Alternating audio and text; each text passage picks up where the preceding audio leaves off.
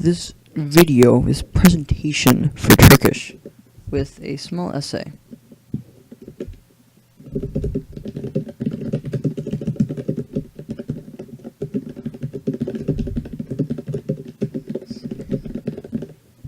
Nice. Well, most humans live in a strange box, which can be described as a house, many other words. I live in something much cooler, a space station. Me and my army of green aliens, including this one, whose name is Enos, named after Enos the space monkey, and his brother, Elis, who's currently flying, are part of my large space station house, which is located in orbit above planet Kerbin, very similar to Earth. Now, I'm going to show you all the parts of my house, and before I start, I'm going to mention what each part is. This is the bathroom unit, or called the MMDD, or the MIDD, so magnetic ion defecation discharger. This is the cryogenic sleepy storage. Whoa. This is the space telescope and observatory. Here are more beds. It's for when you need to sleep in space. You have to sleep very strangely like this. Currently someone's sleeping in there. Don't want to disturb them. This is a solar array. Let's go ahead and deploy these sensors while I'm up here.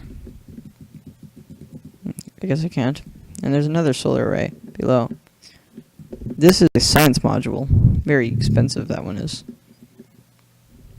And this is a living module. Here is the living center. There are more solar panels. This is a docking port here for other ships to dock in. There are more of those. This is the primary one.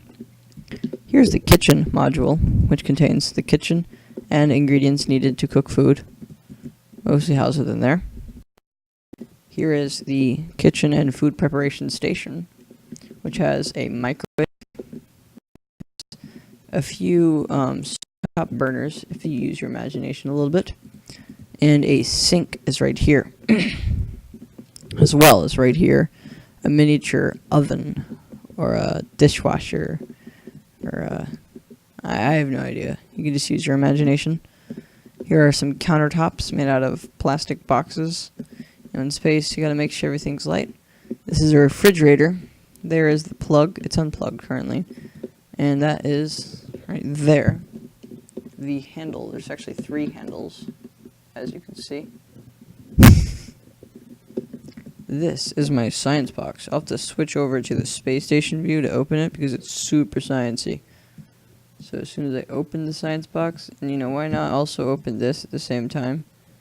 Open that. And this. Ooh, I just got some science, but of sciencey things in here. So, as you can see, there is HAL 9000 from 2001: A Space Odyssey. The little guy with the red eye. And some more sciencey stuff, which I will not explain here. This is the... I don't even know what it does, but it looks very cool. I believe it was a docking port originally, but I repurposed it. This is the cryogenic containment storage tank. There are a few others far down the ship. This is the coolest part of all, the Robotug Robo-Arm.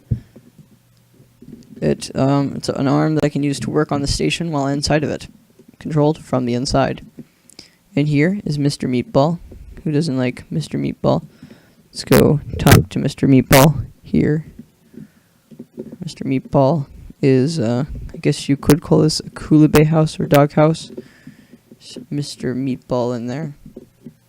Just being all meatball-like. There's his water. There's his, little thing. I don't know what it is. It's where I give him food. Anyways, back to the kitchen. Turkish words are these. Buz dolabı. Mutfak dolabı. These. Fırın for oven, I guess. And bulaşık makinesi for dishwasher. Now, the next thing is pretty cool as well. Part 2. Living quarters. I'm going to have this guy go back into this little pod thing here. so that I can show you, the person grading this. Oh, he ran out of fuel. Okay, good luck. I will never see him again. Very sad. What can I do?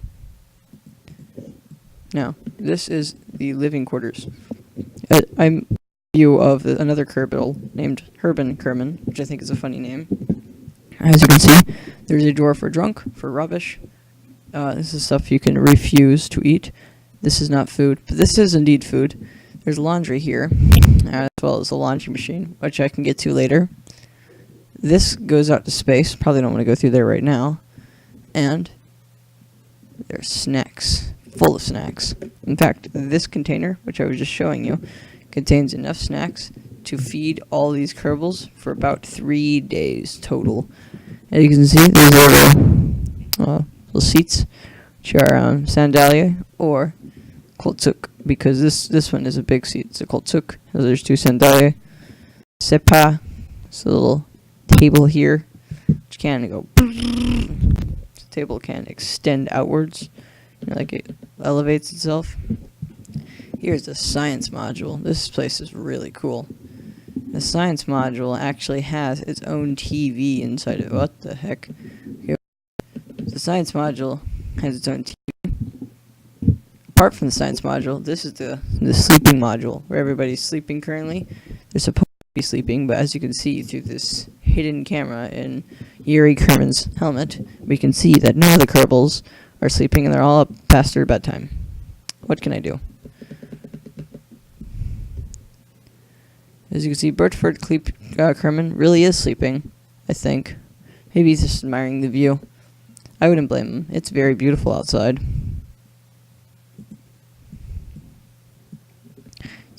We're on the far side of Kerbin, so it's very hard to see most things. You can get a good view with the moon and the galaxy in the background of the full space station. Now, you may be asking, what if one of my little Kerbals has to use the bathroom in an emergency? Well, we do have a toilet on my space station. I'm going to get Dangard Kerman to go investigate. Hey, come on, Dangard. The game I am playing is Kerbal Space Program, by the way. Just some details on the space station. I've been building it since like 5 o'clock on 12-11. And so far, I've spent like maybe 10 hours on it. Like, I didn't do any of my math homework. So, you know, it worked a lot of time to do this. This is the food storage unit. It stores all the food that we could ever need for the space station. It's refueled constantly. Once I deploy these, they will be able to be used as radiators to radiate all the excess heat. And you may be wondering, what's generating all that heat? Well, the toilet. The toilet is located inside of here. In here is a toilet. Let's open up. Oh, there's another. Ooh, that's embarrassing. Okay, let's just switch to their view for a second, just for the sake of easiness. Let's go over here to the toilet. Trying to make sure they get their privacy in, you know. Don't want to spoil someone's privacy. That'd be bad. But here, let's see.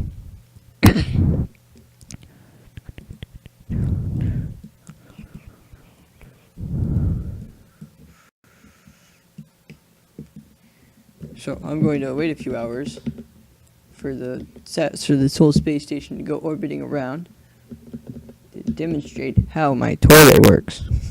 My toilet, very cool, you know, the greatest toilet you've ever seen. It's a closette. So this whole thing is a bathroom module, which I launched using my Saturn V rocket, using the video that will play as soon as this video is done. Right. And so here is a little seat. You poop into the thing. This is the defecation processor, or poop proping. And the last and greatest thing, as soon as you're done pooping, you can use this wheel, which contains toilet paper, to wipe. See, it runs through, and then you wipe. You're good. And once you're done wiping, the poop got to go somewhere, right? So this is what we do with the poop. we convert it into electricity and then into ion we use ion charged xenon atoms, and we thrust them out as the plasma. So right now, as you can see, the person, I'm just going to give them some privacy. Alright, now they're peeing. You can start to see plasma coming out of this little container. Pretty extreme for urine, I know, but you know, urine is...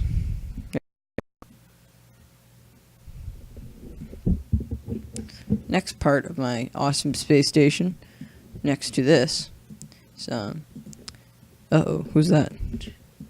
Oh no, this guy's about to fly away. Better get him, make sure he doesn't fly off. Or girl, whatever. Now, you may be wondering, how we keep our spacesuits clean. Well, one, we never change out of the spacesuits, and two, when we do, we have to wash them. But how? How must we wash the spacesuits aboard the space station house, the Ulmak Ev, the Uzay Ev 2. I had another space station house, but needless to say, it exploded. But whatever. So after you use the closets, hopefully you want to wash your hands, and if you're even more paranoid about germs, wash your clothes. And using this, which is called the spinny clothes holder, or also known as a washing machine in Western cultures. See, here's a little washing machine. You pull out the things, put your clothes in, boom, camera mechanism or washing machine. Uh-oh. Oops. Uh-oh. Whatever. Once you're done using the bathroom or washing your hands, you can wash your hands off in this little sink, and there's a mirror too, an aisha, and a lavabo. So far, you've seen a lot. But have you seen the yatak? Yatak odasi, also known as, by the way, this is called a banyo, the bathroom. Yatak odasi, or the bedroom. It contains all cryonic units. So, right now what I'm going to do is I'm going to freeze a few people. And you may be wondering, what the heck, are you crazy? You're freezing people? And to that I'll reply, no. They're frozen because of long journeys. Right? You know, would you rather be frozen or not frozen? So here's Yuri Kerman, who's the only Kerbal I didn't just freeze. Here is everyone else. Here's a Kerbal I just froze. I can freeze some more people.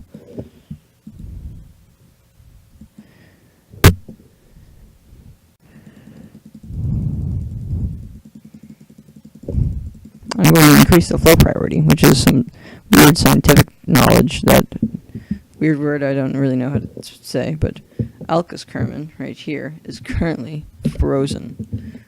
See? And now everyone else is frozen. People are starting to freeze. Good.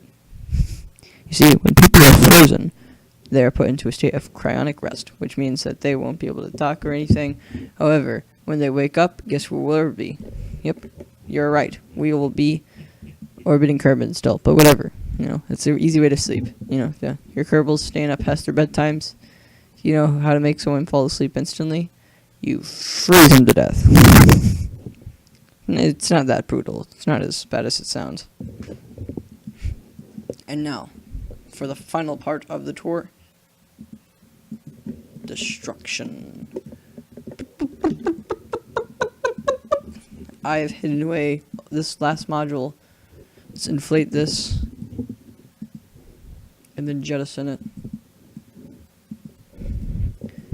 I have many different layers of security here, just to make sure that nobody gets through to find this last part. So I'm just gonna unscrew all of these.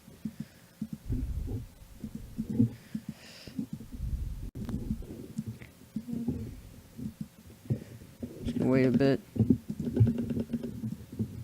and jettison. And this is almost the last one. And jettison as it's being inflated, so it goes right in there and it bumps it. And then the final one. And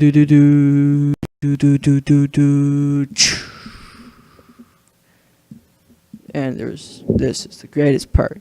Now, I'm about to cause some serious destruction. And it's going to be really destructive. Okay, so now that I've showed you my, all except this one machine, which is the Dilek uzay, which is operated by everyone's favorite Kerbal. I don't know his name. Aldgar. It's a really stupid name, but whatever. We're gonna start blowing stuff up on my space station because I don't need it anymore. Here's nuclear fuel. Let's see what happens if we do something to it. First, I'm going to take apart the Mutfak module. Mutfak decoupled. Psh. The Mutfak, no. Module 2. Banyo module being decoupled.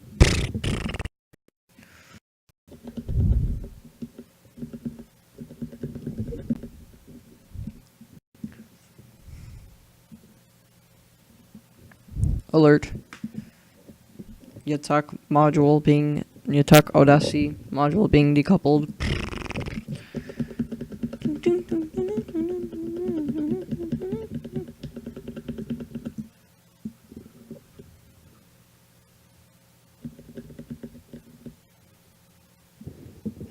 Space telescope module being decoupled.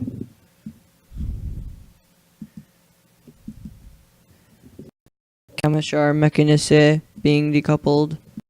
I meant to say, Gench Odyssey.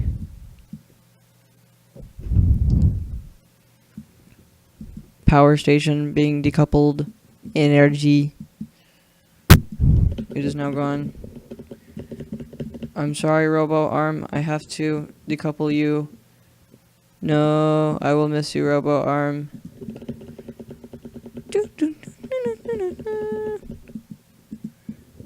Oh no, I decoupled Robo Arm. Now time to start spinning wildly. And then I will shoot it with the object thrower. Uh-oh. Oh no. This was made by Preston. I'm in Miss Dilek's class in Turkish first period in the state of Orlando, and this has been my space station house.